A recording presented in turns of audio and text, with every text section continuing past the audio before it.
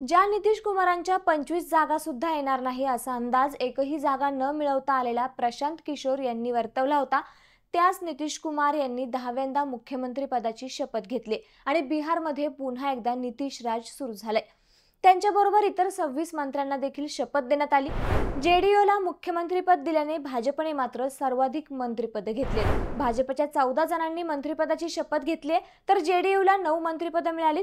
केंद्रीय मंत्री चिराग पासवान यांच्या लोजपाला 2 आणि माजी मुख्यमंत्री जितनराम मांझी यांच्या हम पक्षाला 1 मंत्रिपद मिळालं आहे, तर उपेंद्र कुशवाहा यांच्या राष्ट्रीय लोक मोर्चाला 1 मंत्रिपद मिळालं आहे। दरम्यान बिहारमध्ये एनडीएला 202 जागा मिळत स्पष्ट बहुमत मिळालं। भाजपला सर्वाधिक 89 जागा, तर नितीश कुमार यांच्या जदयूला 85, चिराग पासवान यांच्या पक्षाला 19, जितनराम मांझी यांच्या पक्षाला 5 आणि कुशवाहा यांच्या पक्षाला 5 अशा जागा मिळाल्या आहेत।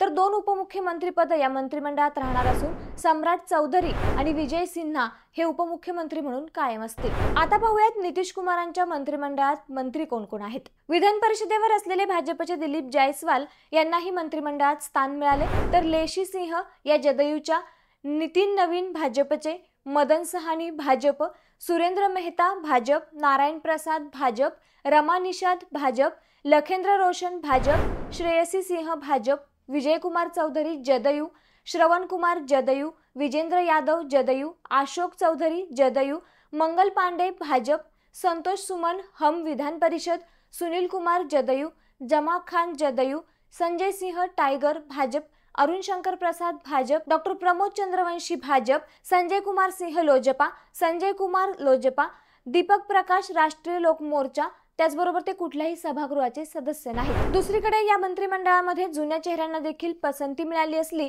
तरी देखील काही राजकीय वारसांचे नवे चेहरे म्हणजेच घराणेशाही देखील पाहायला मिळते।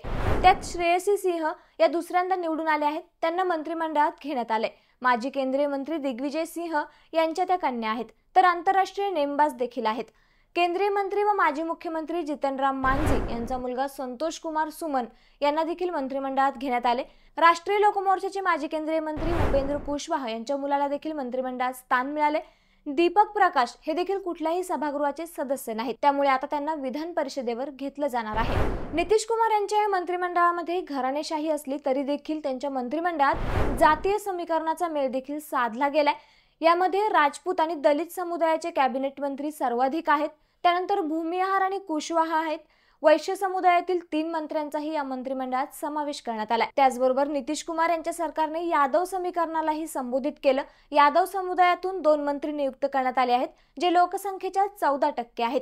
जेडीयू कोट्यातून एका अल्पसंख्याक मंत्र्याचीही नियुक्ती करण्यात आली आहे। त्यामुळे मंडळी, नितीश कुमार जरी बिहारचे सीएम झाले असले तरी देखील बॉस मात्र भाजपच आहे। या व्हिडिओबद्दल तुम्हाला काय वाटतं आम्हाला कमेंट करून नक्की कळवा आणि असेच नवनवीन माहितीपूर्ण व्हिडिओ पाहण्यासाठी रेट्सअप मराठीला नक्की फॉलो करा।